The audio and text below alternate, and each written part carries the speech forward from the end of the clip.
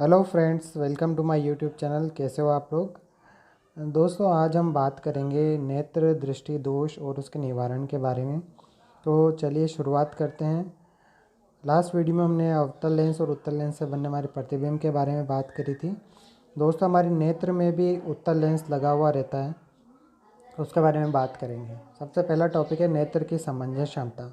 दोस्तों, नेत्र के अंदर जो लेंस होता है उसके अंदर उसकी जो फोकस दूरी होती है, तो नेत्र की ये गुण होता है कि वो उस फोकस दूरी को चेंज कर पाए।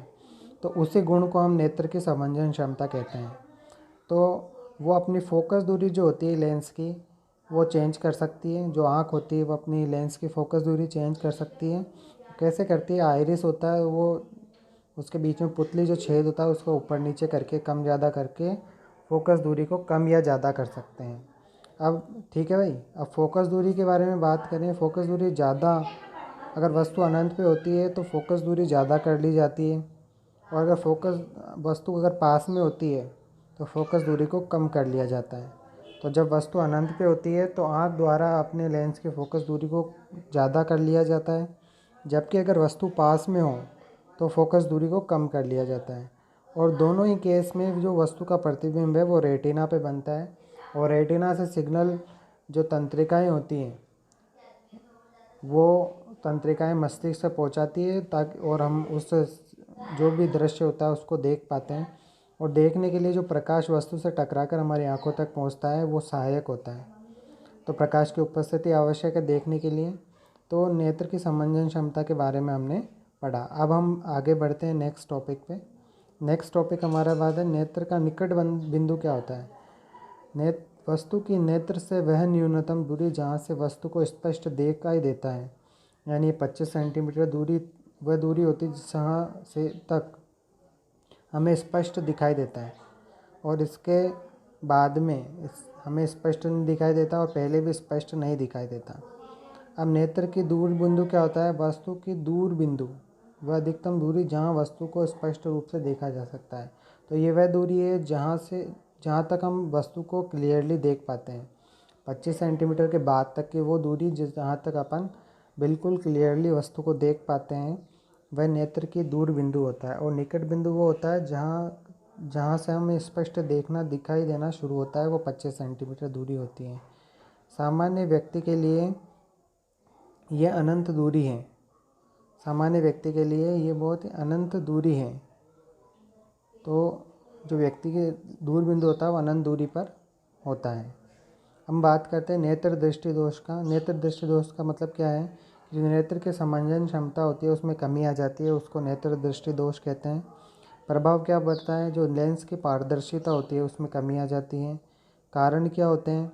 उम्र का बढ़ना, मांसपेशियों में खिंचाव और चोट लगना, ये इसके कारण होते हैं। नेत्र दृष्टि दोष के दो प्रकार होते हैं दोस्तों। एक होता है निकट दृष्टि दोष, एक होता है दूर दृष्टि दोष। निकट दृष्टि दोष को मायोपिया बोलते हैं और शॉर्ट साइट बोलते हैं। दूर दृष्टि दोष को हाइपरमेट्रोपिया बोलते हैं या लॉन्ग साइट बोलते हैं। इन दोनों दोषों के बारे में हम डिटेल में आगे पढ़ेंगे, तो बने रहिए वीडियो में। अब बात करते हैं हम निकट दृष्टि दोष की। यानी निकट की वस्तुएं तो साफ दिखाई देंगी, लेकिन दूर की वस्तुएं साफ नहीं दिखाई देंगी। तो निकट दृष्टि दोष में निकट की वस्तुएं तो साफ दिखाई देती है, दूर की वस्तुएं साफ नहीं दिखाई देती है, और जो प्रतिबिंब होता है वो रेटिना के पहले ही बन जाता है। तो हम क्या करते हैं इसके निवारण के लिए? जो उत्तल लेंस होता है आँख का, उसके सामने एक चश्मा बनाते हैं, चश्मे में हम अवतल लेंस लगवाते हैं। तो जो वस्तु का आभासी प्रतिबिंब होता है वो हमारा पास वाले बिंदु पे बन जाता है।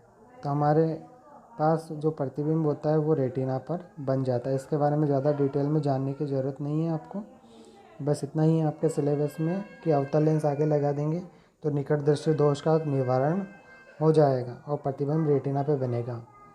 नेक्स्ट बात करते हैं दूर दृष्टि दोष की। दूर की दृष्टि दोष में दूर की वस्तुएं साफ दिखाई देती है और पास की वस्तुएं धुंधली दिखाई देती हैं। इसमें जो आपका निकट बिंदु होता है जो 25 सेंटीमीटर दूर हो जाता है वो हट जाता है। तो हम क्या करते हैं, उस निकट बिंदु को पर प्रतिबिंब बनाने की कोशिश करते हैं। इसके लिए हम उत्तल लेंस के सामने एक दूसरा उत्तल लेंस लगा देते हैं। तो वो ये जो दोष होता है वो दूर हो जाता है और आभासी प्रतिबिंब निकट बिंदु पर बनता है।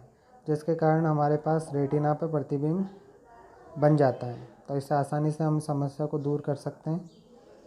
अब निकट दृष्टि दोष और दूर दृष्टि दोष, दोनों ही दोष अगर किसी की आँख में हो जाए तो उसको हम साइरोबायोपिया बोलते हैं, जिसको जरा दूरदर्शिता भी बोलते हैं। इसको दूर करने के लिए हम बाईफोकल लेंस का उपयोग करते हैं, जिसका ऊपरी भाग, जो लेंस लगाते हैं बाईफोकल लेंस, उसका ऊपरी भाग अवतल होता है और निचला भाग उत्तल होता है। तो बाईफोकल लेंस से हमारे पास ये जो जरा दूरदर्शिता वाली जो प्रॉब्लम होती है, जिसमें निकट दृष्टि दोष और दूर दृष्टि दोष दोनों हो जाते हैं, वो सोल्व हो जाते हैं। तो दोस्तों, आपको ये वीडियो कैसा लगा ज़रूर बताएं और इस चैनल को सब्सक्राइब करें, लाइक करें। Thank you very much.